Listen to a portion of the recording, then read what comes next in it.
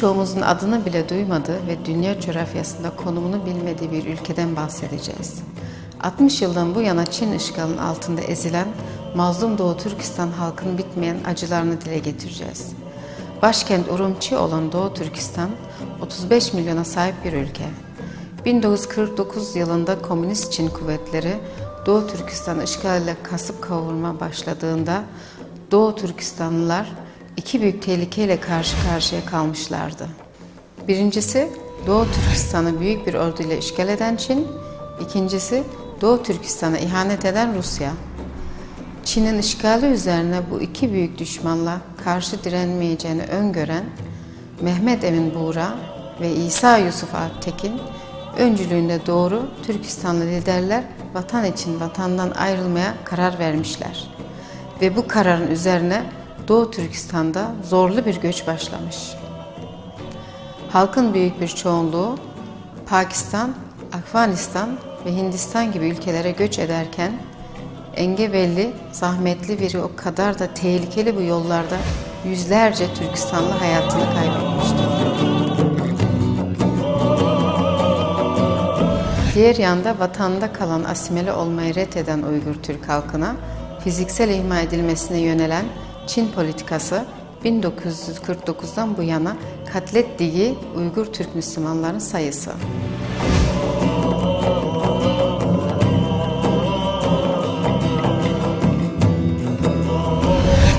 Son derece acımasız ve vahşi olan Çin mahkemeleri Doğu Türkistan halkını diri diri toprağa gömme, öldüresiye insan dövme, bu insanları çıplak olarak karlara yatırma ve buna benzer çok da acımasızca işkencelerle günümüze kadar süre gelmiştir. 49'daki işgalden bu yana Çin hükümeti Doğu Türkistan halkını ihmal ederken bir yandan da bölgeye sistemli bir şekilde Çinli göçmenleri yerleştirmeye başlamıştır. 1953 yılında sistematik olarak başlattığı bu kampanya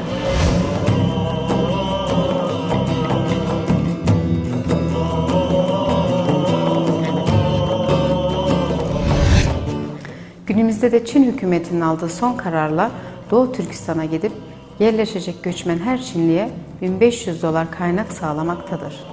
Bu gösterge 1949'dan bu yana Komünist Çin işgalinin etnik temizlik boyutlarını açık bir şekilde göstermektedir.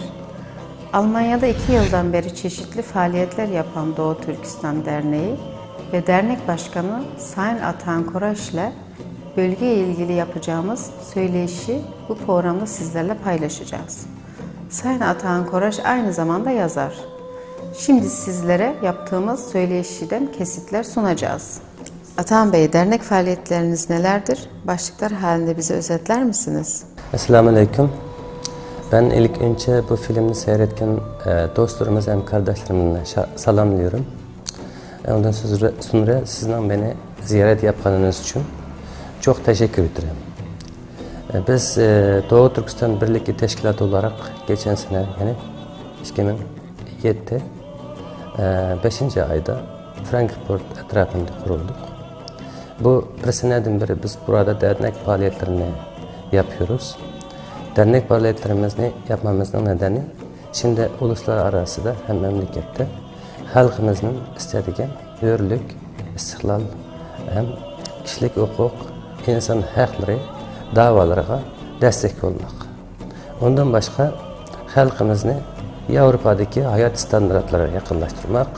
Ondan başka buradaki çocuklarımızı kendimizin kültürü, örf adetleri, dini itikadı hem alaylıklarımızla büyütmek, eğitim vermek, halkımızı bu yerde yaşayabilecek derecede hayat standartlarına yetkizmek.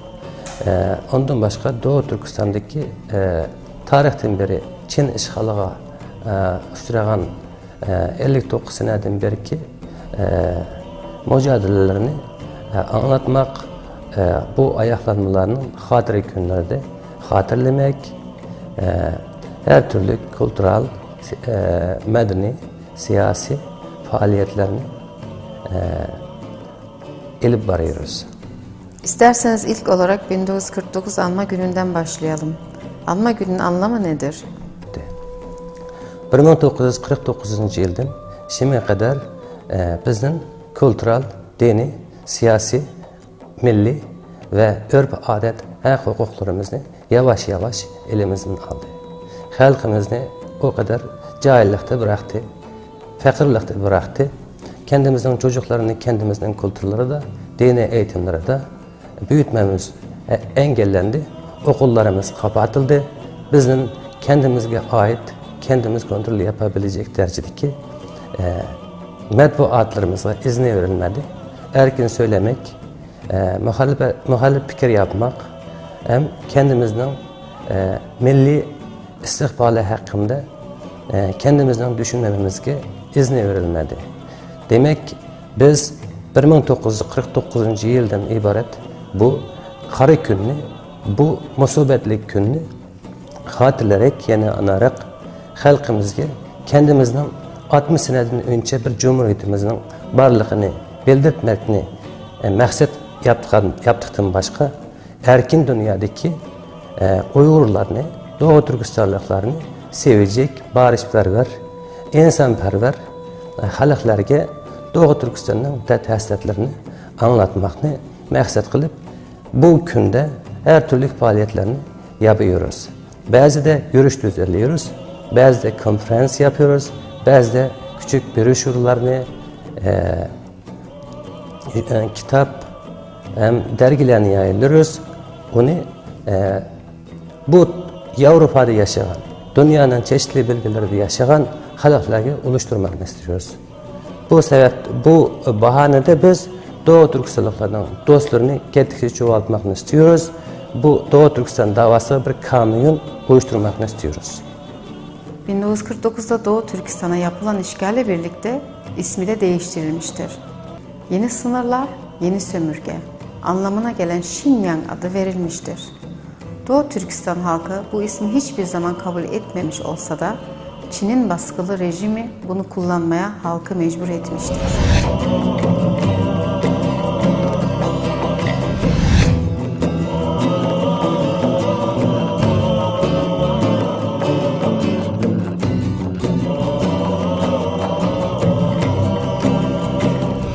15 Kasım 2001 tarihinde Çin Halk Cumhuriyeti'nin Dışişleri Bakanlığı sözcüsünün bu konuda yaptığı açıklama dikkat çekicidir.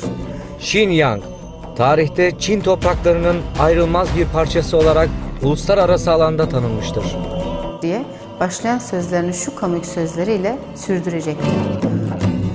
Çok az sayıda yabancının Çin'i parçalamak amacıyla suni olarak Doğu Türkistan ismini ortaya koyan etnik ve terörist grupların kamuoyunu kandırarak uluslar arasında sempati uyandırmaya çalışmalarından başka bir şey değildir diyen sayın sözcünün ne acıdır ki kendisini bile tarihi bilgiden mahrum bırakıldığını gösteriyor. Türkler orada binlerce yıldan beri var olup gelmişlerdir. Doğu Türkistan Türklerin toprağıdır sayın sözcü.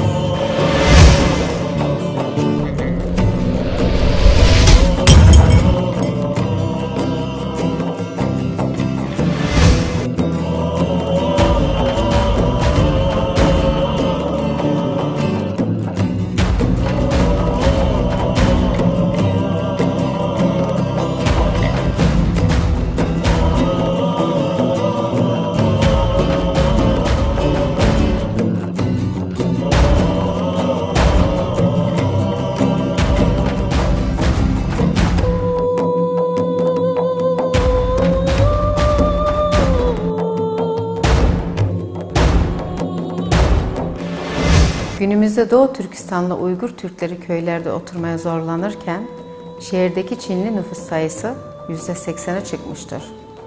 Doğu Türkistanlıların Çinlilerle evlendirmekte asimilasyonların diğer bir parçasıdır.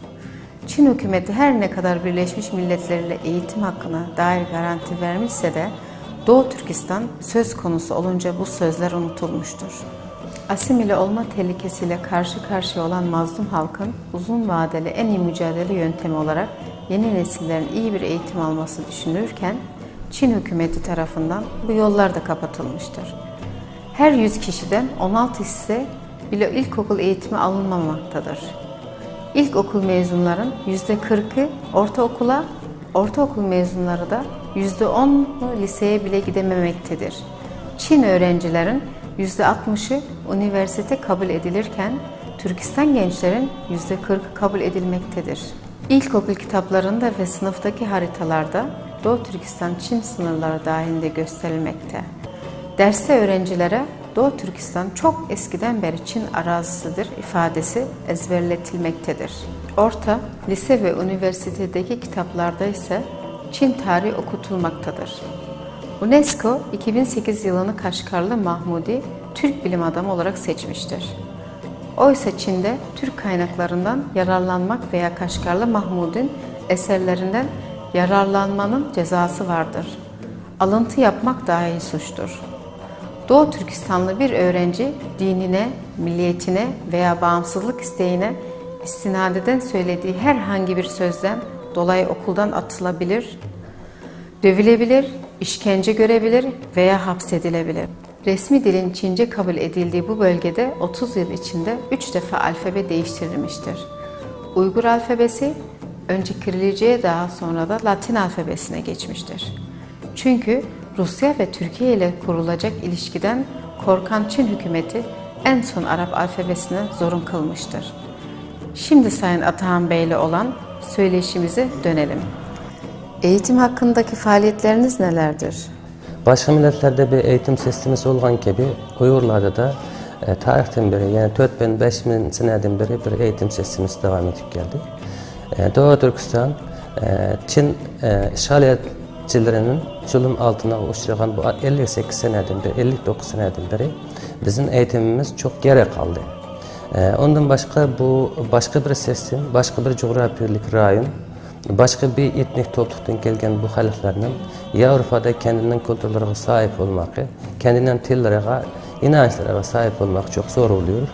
Biz bu sebepten kendimizin çocuklara, kendimizin milli örf adetlerini, dini itikat hem kültürel adetlerimizi öğretmek için teşkilatımızda eğitim merkezi kurduk.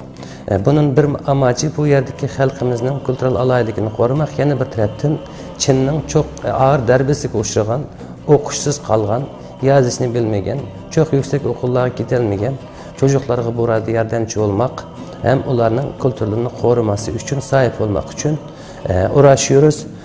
İnşallah biz son zamanlarda bu hafta bazı bir planlarını yaptık. Bundan sonraki işlerimizden daha çok başarılı olmasını Allah'tan istiyoruz, ümit ediyoruz. Sizin faaliyetlerinizden biri de kamuoyu oluşturmaktı. Bununla ilgili faaliyetlerinizi anlatır mısınız? Evet, biz bu teşkilat kurulduktan sonra Doğu Türkistan kamuoyunu oluşturmak için bu yerde İngiliz dili, German dili de birleşiyor kitap, hem dergi yayınlamak, hem onu tarqatmak, konferans oluşturmak, ondan başka sokaklara çıkıp yürüyüş yapmak işlerini düzenledik. Ondan başka Doğu Türkistan'daki insan dayanılmayacak derecedeki insan hakları hem demokrasi aşağılaması ne Avrupa devletlerine hem dünyadaki güçlü halkara teşkilatlara anlatmak nasıldır. Birleşmiş Milletler Teşkilatı hem Avrupa Birliği, ondan başka halkara geçirim teşkilatı yani Amnesty International ve Doğu Türkistan hakkında raporlarını yolluyoruz. Doğu Türkistan Çinler basını aldıktan beri şimdi kadar Doğu Türkistan'da 50'ye yakın atom denemesiyle vardı. Doğu Türkistan Çinlerin kendinin memleketi, kendinin vatani olmak için bu yerdeki her bir şeyini bozmakını, bu yerdeki her bir şeyini veyran kılmakını, milletimizin manevi hem maddi baylıklarını tecavüz etmekini hem ayak astı kılmakını istiyor. Bu sebepten burada çok kötü işler dünyaya geldi. Ekolojik temponluk bozuldu. İnsanların fizik cihetteki sağlığı bozuldu. Meyveler zehirlendi, toprak, su, havalar zehirlendi. O sebepten bizim buradaki yapmak isteyen şeylerimizden biri buradaki halkara nizamlara, kanunlara uymayan şeylerini dünyaya anlatmaktan başka şey değil. Çin 1964 ile 97 yılları arasında hiçbir koruyucu tedbir almadan 11'i yeraltı olmak üzere 46 nükleer deneme yapmış. Bu nükleer denemelerin olumsuz etkilerinden Türkistan halkı ölümcül hastalıklarına yenik düşmüştür. 210 bin civarında Türkistanlı hayatını kaybetmiştir. 1964'te yapılan denemelerde 20.000 özürlü çocuk dünyaya gelmiş ve yine binlerce sakat kalmış, kanser olmuşlardır. 64'ten bugüne kadar yapılan bu denemelerin üzücü sonuçlarını kendisi halen göstermektedir.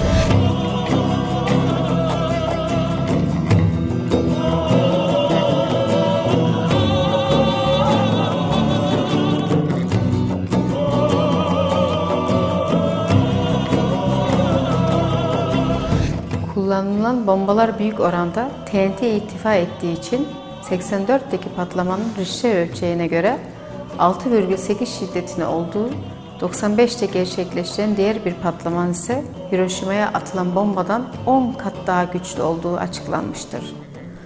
Bu bombalardan dolayı binlerce insan felç, kör, sarılık ve deri kanseri gibi hastalıklara yakalanmıştır.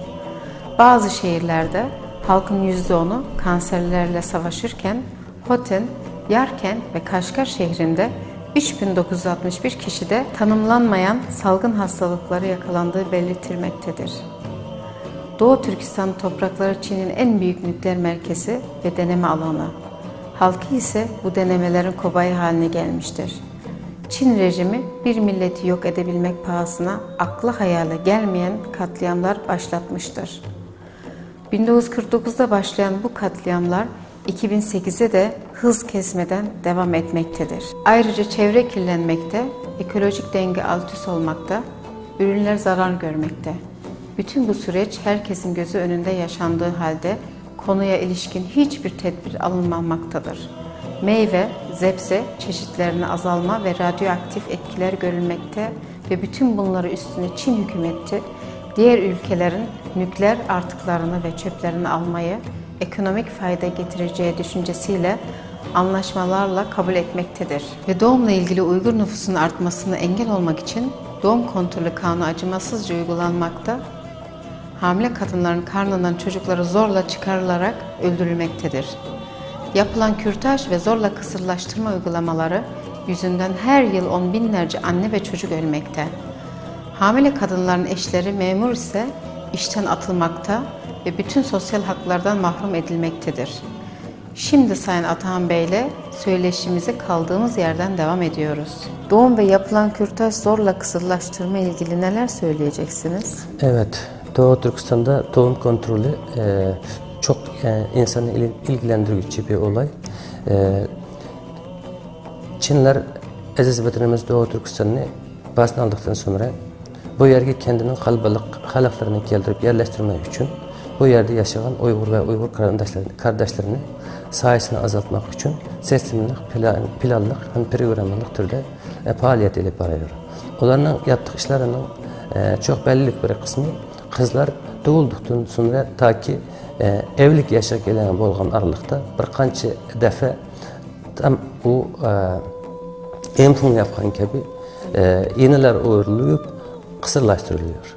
O da çare olmayan analar, kızlar perzent gördükten sonra onun perzentleri analarının kanadının 9 aylık olğan kadar ameliyat olarak alıp iğne uğrayıp öldürülüyor. Çinler Uygurlarga çok çocuk görmek iznası vermemiştir. Çinler şehirlerde birden fazla, köylerde 2'den fazla çocuk doğulsa, o doğulup meyli o 3 yaş kirgen olsun, 1 yaş kirgen olsun, 5 yaş kirgen olsun, o plandan dışarı doğulan çocuk olduğu için onun beyesiyle iğne vurup çocukunu öldürüyor. Eğer çocuklarını gezli doğan, büyütken analar olsa, onlarını terörist olarak, onlarını devletten parçalama isteyen düşman olarak hapishanelere gönderiyor, idam ediyor. Ondan başka Çinler analarga çok derecede doğum kontrolü yapacak hemilik ilaçlarını vergen için analarının ten sağlığı, yani fizik taraftan çok kötü durumu düşken. Mesela Doğu Türkistan'da 100 tane Uygur anası olsa, onun içinde 80 tanesinin tedavi yapılmak stratejideki kanserlerge giriptar olğanlığı anlaşıyor.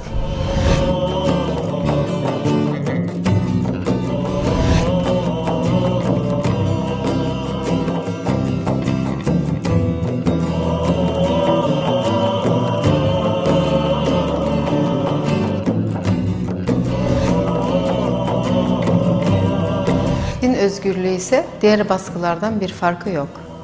1949 ile 1979 yılları arasında 29.000 cami yok edilmiş. 54.000 din görevlisi tutuklanıp kamplara sevk edilmiştir. 2000 tarihinde 1500 cami kapatılmış, 153 caminin inşaatı durdurulmuştur. Çin Komünist Partisi'nde sadakat bildirmeyen 25.000 Türk görevlisinin işine son verilmiştir. Camilere kadınların, 18 yaşından küçüklerin, devlet memurların, parti üyelerin, emekli memurların girmesi yasaktır.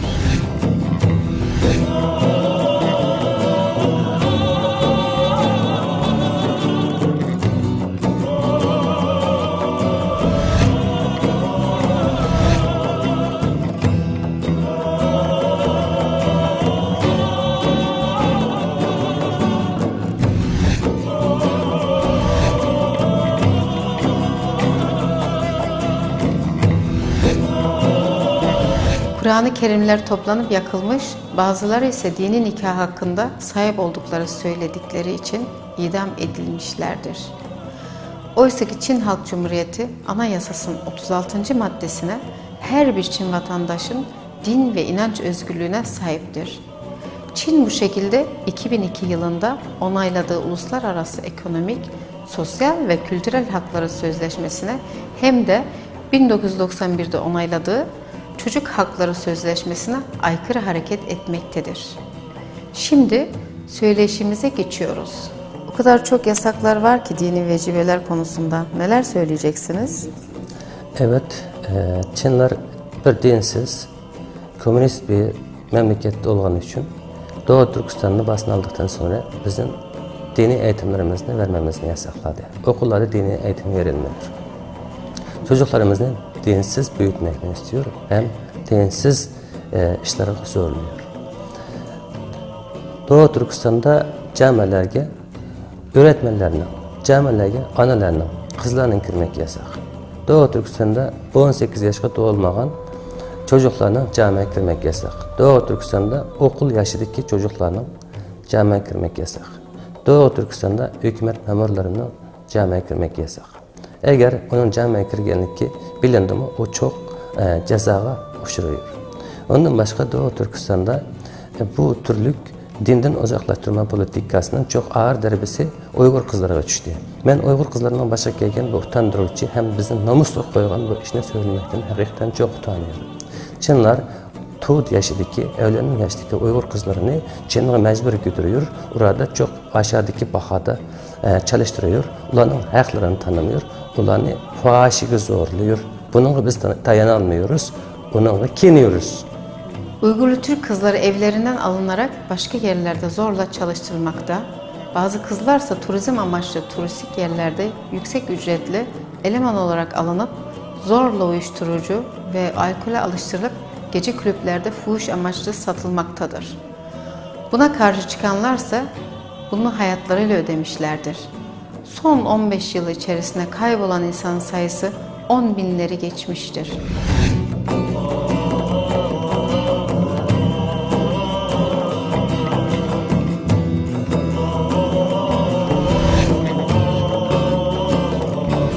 İdam cezası alan insanlar ağır işkenceler sonucu hayatını kaybediyor. Mahkumların cesetleri bazı yerlerin ameliyat edilip tekrar dikildiği ile ilgili haberler halk arasında çok sık konuşulan konulardan biri. Ve bununla ilgili söyleşimize geçiyoruz. İnsanlar orada bu kadar ucuz mu? Öyle değil. Dünyanın başka taraflarına benzeyen şekilde insanlar o yerde o kadar değerli, o kadar kıymetli. Ama Çinlerin göz altında Doğu Türkistan'da yaşayan Uygur ve Uygur Türkleri insan olarak gözükmüyor. Onları insan olarak nedenlemiyor. İnsan olarak hürmet yapmıyor. Çinlerin gözünde Doğu Türkistan'da yaşayan Uygur ve Uygur Türkleri tam bir siyasi suçlu, tam bir hayvan. Karnı açkanda yiyecek, usaganda içecek. Son olarak neler söylemek istersiniz? 35 milyondan fazla məzlum Doğu Türkistan'ın halkının gözleri dünyanın çeşitli ülkelerine bakıyor. Onlar biliyor burada insanperver halklar var. Bunlarda dostlukla, barışını isteyen halklar var. Burada ular yardımlaşmakla isteyen halklar var. Biz bu halkların davasını Avrupa'ya, Asya'ya, Afrika'ya, Amerika kıtası'ya anlatmakla istiyoruz. Biz bu filmi seyretkiçilerden Doğu Türkistan'a bir bakışını, Doğu Türkistan hakkında bir az düşünüşünü, Doğu Türkistan'a yardım elini sunmakını bekliyoruz. Yaşama hakkının ellerinden alınmaya çalışıldığı, inanç hürriyetinin olmadığı, dini ibadetlerin yapılmadığı, milyonlarca Doğu Türkistanlılar Uygur Türk'ünün sefalet içinde yaşadığı bir zamanda insan haklarıyla ilgili sorunların uluslararası platformlara taşıyabilmek için siz kardeşlerimizin maddi ve manevi desteğinizi bekliyoruz. Şimdi Sayın Seyit Tümtürk'ün 10 Aralık Dünya İnsan Hakları Günü'ndeki yapmış olduğu basın açıklamasıyla sizleri baş başa bırakıyoruz. Bu zulümlerin bir an önce bitmesi dileğiyle hoşça kalın. Seyit Tümtürk, Dünya Uygur Kongresi Başkan Yardımcısı. Aziz Türk milleti ve sayın basın mensupları, 21. yüzyılda kölelik var mıdır dünyada? İnsan hak ve hukukunun bu kadar dile dolandığı, uğruna her yıl binlerce raporlar düzenlendiği çağımızda insan haysiyetinin en alt düzeyi olan kölelik var mıdır? Var demeye varmıyor dilimiz ama var. Devlet değil, adeta bir terör örgütü gibi çalışan Çin hükümetinin son icadıdır modern kölelik. Doğu Türkistan Türk halkına uygulanan soykırım ve asimile hareketinin son silahlarından biridir kölelik. Binlerce, on binlerce Doğu Türkistanlı genç kız, gerek eğitim, gerek iş imkanı bahanesiyle Çin'e götürülmektedir. Dünyayı saran kopya, kalitesiz ve ucuz Çin mallarını üreten fabrikalara işçi olarak satılmaktadır. Son derece kötü barınma şartlarında günde 18 saat hiç durmaksızın çalıştırılmaktadır. Tamamı bekar ve 16-25 yaş arasında olan Doğu Türkistanlı genç kızlar haberleşme ve sağlık imkanlarından yoksun, ailelerinden binlerce kilometre uzakta ucuz köle olarak kullanılmaktadır. Çin işgalindeki Doğu Türkistan halkının hali hazırda yaşadığı vahşete ve zulme bir çare bulamadan ve hatta yeterince anlatıp insanlığın dikkatini çekemeden her gün bir yenisi ekleniyor. Yıllardır anne karnında katledilen bebeklere dikkat çektik. Genç yaşlarında hapishanelerde ölüme terk edilen Doğu Türkistanlıların sesi olmaya çalıştık. Her ay onlarcasının idam edildiği ve son olarak da 8 Kasım 2007 günü 6 kişinin idamına karar verildiğini duyurduk. Doğu Türkistan'daki bu vahşeti durdurun diye haykırdık. Kardeş Türk Cumhuriyetlerine, diğer komşu ülkelere Doğu Türkistan'ı vermeyin Çin'e, göndermeyin ölüme diye seslendik. İnsan hakları savunucusuyum diyen tüm kurumlara, devletlere seslendik. Doğu Türkistan halkına uygulanan soykırımı anlattık. Kendi vatanlarında azınlık durumuna düşecekler dedik. İnsan hakları açısından en kötü sicile sahip olduğu raporlarla belgelenen Çin'e dur demeden bu kadar yatırımın yapılmamasını, ticari ilişkilerden önce insan haklarının masaya konulmasını istedik. Ne yazık ki her şeye rağmen Çin ödüllendirildi ve ödüllendirilmeye devam ediliyor. Bundan cesaret alan Çin, yurttaşlarımıza uyguladığı zulme her geçen gün bir yenisini ekliyor. Her yıl binlerce göçmen getiren, eski mahkumları Doğu Türkistan'a yerleştirerek suçlu çöplüğüne çeviren Çin, akışın hızlanması için yeni teşvikler getiriyor. Son alınan kararla Doğu Türkistan'a gidecek her Çinliye $1500 kaynak sağlanıyor. Tüm devletlere, uluslararası ve sivil toplum örgütlerine sesleniyoruz. Doğu Türkistan'da yaşanan insanlık dramına dur demenin zamanı gelmedi mi? Önlem almak için yaşananların dışında nelerin oluşması bekleniyor? Zaman geçerken her biri ayrı bir soykırım suçu olan programlar devam ederken Doğu Türkistan halkı 1,5 milyarlık Çin'e karşı tüm gücüyle var olma ve bağımsızlık mücadelesini verirken ne kadar daha görmemezlikten geleceksiniz? 35 milyon Müslüman Türk adına bir kez daha sesleniyoruz. İnsanlığa ve insan haklarına olan inancımızdır bizi meydanlarda toplayan. Sabrımızdır. Acılarımıza ve gözyaşlarımıza rağmen öfkemizi göğsümüzde saklayan. Çin durmalı. Durmazsa durdurulmalı. Artık işgale son vermeli ve vatanımızdan çekmeli kanlı ellerini. Saygılarımızla